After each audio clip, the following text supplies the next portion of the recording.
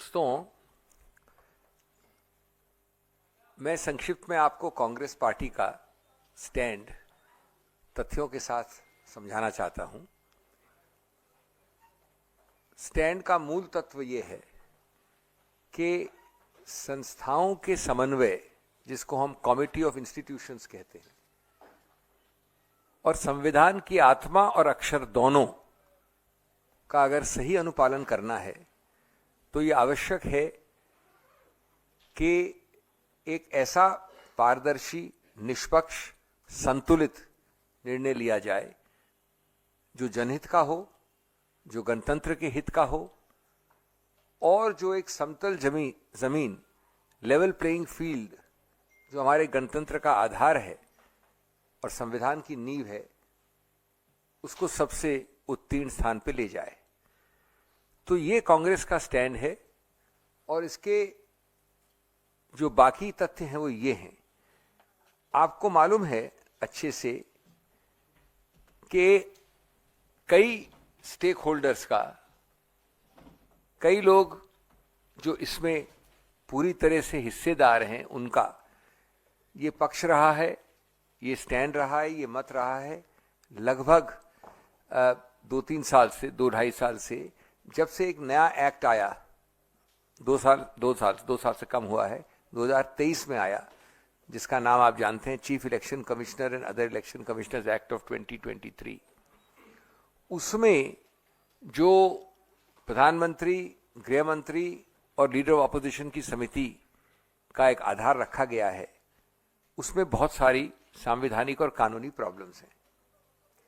ऐसी कई प्रॉब्लम्स रखी गई उच्चतम न्यायालय के समक्ष, और उच्चतम न्यायालय ने 2 मार्च 2023 को, यानी आज से लगभग 2 वर्ष पहले, एक जजमेंट है अनूप बरनवाल करके, उसमें पूरे संविधान की जांच की, विश्लेषण किया और कहा कि ये आवश्यक है हमारे गणतंत्र और हमारे गणतंत्र की निष्पक्षता और समतल जमीन के लिए कि जो सीईसी और ईसी चुने जाएं, उनकी समिति में माननीय प्रधानमंत्री हों, माननीय मुख्य न्यायाधीश भारत के हों सीजेआई, और माननीय एलओपी हों। ये निर्णय है 2 मार्च 23 का। मैं आपको तकनीकी या कानूनी चीजों से बोर नहीं करना चाहता, मैं आपको उसका एक अंश पढ़ना चाहता हूं अंग्रेजी में। पैरा 9 में उच्चतम न्यायालय ने कहा है, the executive alone being involved in the appointment ensures that the commission becomes and remains a partisan body and a branch of the executive. एक शब्द बहुत महत्वपूर्ण है। The independence of the commission is intimately interlinked with the process of appointment. ये आप सबके WhatsApp में सब ये भिजवा रहे हैं आपको मटेरियल, सामग्री। उसके बाद पैरा 165 में बड़ा विस्तृत निर्णय है, मैं सिर्फ कुछ ही अंश बता रहा हूं आपको। कहते हैं, election commissioners including the chief election commissioner blessed with nearly infinite powers and who are to abide by the fundamental rights must be chosen not by the executive exclusively.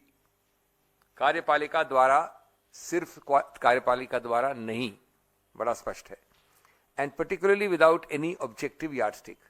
फिर 119 में कहा है, in order to allow independence in the functioning of the election commission as a constitutional body, the office of the CEC as well as the election commissioners have to be insulated, शब्द है insulated, from the executive। और कई para से एक para और है 8, जहां कहा है कि like the judiciary, election commission को, चुनाव आयोग को न्यायपालिका का स्तर दिया गया है, क्योंकि संवैधानिक संस्था है, वो कानूनी नहीं है सिर्फ। Like the judiciary, the election commission must display fearless independence in the absence of norms regarding the appointment. A central norm, namely institutional integrity, is adversely affected. An independent appointment mechanism would guarantee eschewing of even the prospect of bias. अब ये निर्णय आया था, जैसे मैंने बोला आपको, 2 मार्च को 2023 को। इसकी आत्मा क्या है, इसका उद्देश्य क्या है, इसका मंतव्य क्या है, इसकी सोच क्या है कि अभी आपके पास कोई कानून नहीं है, इसलिए हम ये न्यायाधीशों द्वारा बनाया गया कानून लागू कर रहे हैं। इन उद्देश्यों से, जो मैंने उद्देश्य पढ़े आपको, ये 4 उद्देश्य, स्वतंत्रता, निष्पक्षता, कार्यपालिका से दूर, इत्यादि इत्यादि, और इसलिए हम सोचते हैं कि माननीय मुख्य न्यायाधीश को होना चाहिए। ये जरूर है कि कार्यपालिका कोई अधिकार क्षेत्र है कि वो इसमें कानून बनाए, लेकिन इस निर्णय के आत्मा को बिना समझे, अक्षर को बिना समझे, इसके व्यापक उद्देश्य को बिना समझे, तुरंत भगदड़ में, जल्दबाजी में, कुछ ही महीनों उसके बाद मोदी सरकार ने ये कानून लाए जिसका नाम मैंने पहले लिया। इस कानून में ठीक विपरीत किया जो उस निर्णय में लिखा था। पूर्णतः कार्यपालिका द्वारा चयन का इसमें प्रावधान है। खैर, कानून बनने का अधिकार क्षेत्र निश्चित रूप से उच्चतम न्यायालय ने दिया था। इसका मतलब ये नहीं कि सुशासन का ये आह्वान है कि क्योंकि आपको अधिकार क्षेत्र दिया है इसलिए आप वही कदम उठाएंगे जो कार्यपालिका के पक्ष में होगा, क्योंकि आप सत्तारूढ़ हैं। खैर, उसके बाद इसको चुनौती दी गई वापस। चुनौती के कई कारण हैं। एक तरफा गैर समतल चुनाव का एक जमीन बनाना, गणतंत्र का मूल तत्व, बेसिक स्ट्रक्चर, एक स्वतंत्र चुनाव आयोग होना चाहिए। विशेष रूप से पिछले 2 सालों में और उससे पहले भी जो हमने आरोप प्रत्यारोप देखे हैं चुनाव आयोग के विषय में, जिस प्रकार से हमने कई बार आपके सामने समक्ष रखा है, सभी स्टेक होल्डर्स ने, सिवाय सत्तारूढ़ पार्टी ने आपके समक्ष रखा है। कितने 40 लाख लोग बढ़ गए किसी चुनाव में, 3 महीने में, 4 महीने में, क्या क्या हुआ। इस सबको ध्यान रखते हुए इस संदर्भ में यह आवश्यक था कि हमको उच्चतम न्यायालय की स्पिरिट को समझना चाहिए था। इसको जब चुनौती दिया गया है तो लगभग 3 या 4 ऑर्डर्स पास हुए हैं उच्चतम न्यायालय के द्वारा अभी हाल में। उसके मैं आपको डिटेल नहीं देना चाहता। 7 जनवरी को हुआ, 3 फरवरी को हुआ, 12 फरवरी को हुआ। इतनी जल्दी उच्चतम न्यायालय, जिसका मुझे कुछ अनुभव है, ऑर्डर नहीं देती है। 3 ऑर्डर 1-1.5 महीने में। और लास्ट ऑर्डर है 12 फरवरी का, direction that the matter not be deleted from the list on 19/2/25। 19/2 कितने दिनों बाद है भाइयों और बहनों? अब मान लेता हूं मैं कि 19 तारीख को खत्म नहीं होगा, शुरू तो होगा, कुछ तो होगा। शुरू नहीं होगा तो उसके 4 दिन बाद लगेगा, मान लीजिए 2 हफ्ते बाद लगेगा, मान लीजिए 1 महीने बाद लगेगा। इन ऑर्डरों का मतलब नहीं 1 महीने बाद लगेगा। इसमें लिखा है matter to be heard, matter to be heard, इसमें लिखा है नॉट टू बी डिलीटेड। लेकिन ये मान भी लीजिए कि 2, 3, 4 हफ्ते बाद लगेगा। गुड गवर्नेंस का अभिप्राय क्या है? वो है समझना एक संदर्भ को, और सिर्फ इसलिए कि आपके पास बहुमत है और आप सत्तारूढ़ हैं, वो नहीं करना जो मनमानी है। तो इसलिए कांग्रेस का स्टैंड बड़ा स्पष्ट था, आज, कल भी था, आज भी है, और आज रहेगा ये स्टैंड जो आपके सामने व्यक्त कर रहे हैं, कि 2 चीजें बड़ी सरल करनी है। आपको ईगो में फंक्शन नहीं करना है। आपको सिर्फ सरल चीज ये करनी है कि इस मीटिंग को, जो आज शाम को 5:30 लगभग हुई, उसको स्थगित करें। कुछ नहीं कर रहे हैं आप, स्थगित कर रहे हैं 2 हफ्ते, 3 हफ्ते की, कोई बड़ी बात नहीं है। और दूसरा, हर स्टेक होल्डर, कांग्रेस शामिल, आपका समर्थन करेगी कि आप छोटी सी 2 लाइन की ओरल याचिका या लिखित याचिका दें उच्चतम न्यायालय को कि साहब 19 में जल्दी सुन लीजिए, 22 को, 20 को, 25 को खत्म कर दीजिए। ये आम होता है उच्चतम न्यायालय में। Early hearing application and disposal application करिए, हम आपका समर्थन करते हैं। अब आप ये सोचिए एक बात, मैं बड़ी एक सरल बात, कॉमन सेंसिकल बात कर रहा हूं। कल आपने अमुक व्यक्ति को, आज आपने अमुक व्यक्ति को नियुक्त कर दिया सीयूसी, मिस्टर XYZ। 19 तारीख को नहीं तो 25 तारीख को उच्चतम न्यायालय ने कहा कि जो नया कानून है वो निरस्त करते हैं हम।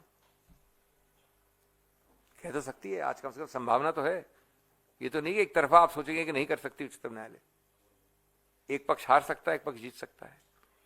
4 हफ्ते बाद भी उच्चतम न्यायालय कहती है कि हम ये कानून, जो मैंने आपका नाम पढ़ा अभी आपको, वो हम निरस्त करते हैं। Election of chief election commissioner etcetera etcetera 2023 है। तो आपने क्या क्या किया है? आपने एक प्रकार से जो एक गरिमा है जो एक आत्मा है, जो अक्षर से आगे होती है, जो उद्देश्य है, जो धारणा है गणतंत्र की, उसकी अवमानना ही नहीं की, उसको आपने एकदम नकार दिया है। सिर्फ किस लिए? 48 घंटे, एक हफ्ते या 2 हफ्ते के लिए। ये अगर ईगो नहीं तो क्या है? इतनी सरल बात है हमारी, इतना सरल प्रस्ताव था। जहां तक हमें मालूम पड़ा है, दुर्भाग्य है कि सरल प्रस्ताव को नहीं माना जा रहा है, लेकिन आपको बाकी चीजें जो गोपनीय होती है आजकल में मालूम पड़ जाएंगी क्या होता है। मैं समझता हूं कि बाय रिमूविंग और trying to keep the Chief Justice out of the appointment process as an independent entity, the government has made it clear they want only control but not credibility. And the most important thing for the EC is credibility. ये बड़ा स्पष्ट है कि जब इतने सारे मुद्दे शंका के घेरे में है, जहां तक चुनाव आयोग का सवाल उठता है, जो आपने पिछले 2 वर्ष में ज्यादा देखे हैं, लिखित रिप्रेजेंटेशंस देखे हैं, तो मोदी जी ने जो नए कानून से ढकेला है, उसको एक गणतंत्र और लोकतंत्र को अंधेरे में डाला है।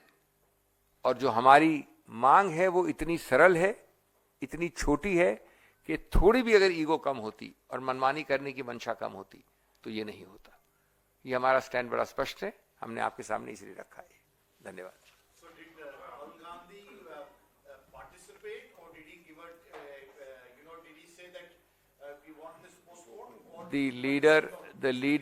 The leader of the opposition, Shri Rahul Gandhi, certainly participated at 5:30 p.m. What he said, what happened, what was discussed, etc., is not for me or you to speculate upon. He participated 100%, and what happened, etc., no, we don't know. We can't say anything. What happened, etc., you'll know within 24 or 48 hours. There's no point speculating about it. But did you support the idea of Mr. Gyanendra becoming the CEC? देखिए, इसके बारे में हम लोग इससे ज्यादा नहीं बोल सकते। कांग्रेस पार्टी का जो औपचारिक आधिकारिक जो व्यू है वो हमने आपको बताया, और इससे ज्यादा मीटिंग में क्या हुआ, क्योंकि गोपनीयता की हम सब लोग आदर करते हैं, और इसलिए अब इससे ज्यादा हम इसके बारे में नहीं बता सकते। देखिए सर, जब राहुल गांधी बैठक में गए होंगे और आप लोगों ने ये तय किया कि इसमें प्रेस कॉन्फ्रेंस करने की, पार्टी का मत तो आपने सार्वजनिक कर दिया, तो वो पार्टी के नेता है, नेता विपक्ष भले हैं, यही मत क्या उन्होंने भी कमोवेश रखा होगा उनके सामने? जो हमने कहा पार्टी का मत है वो हमारे पार्टी के नेता है। Mr. Ajay Makan, the fact, and Mr. Singhvi, you can point this out. There are certain gray areas in the law. You pointed out very correctly, what was the envisaged by the Constitutional Court. But as the Chief Justice of India himself said in his court, that this will be subject to our final outcome, whatever is decided. You could have written much earlier requesting the Prime Minister not to hold this meeting. No, you're wrong, Prabhu. Let me tell you very simply. First of all, nobody is suggesting you do X or Y. Nobody is suggesting that the Supreme Court will hold X or Y. Nobody is attempting to be presumptuous about court decisions. It's a very simple point. The court is actively seized, not merely sub judice manner, actively seized within days and weeks of when we are talking of an issue of constitutional importance. Mr. CEC retires only now. The meeting is notified only now. The decision of the government becomes ripe this way or that way only now. You are asking us why we didn't try it earlier. You should ask the government why they can't adjourn it by 2 weeks, 10 days, 1 week. That's the real question.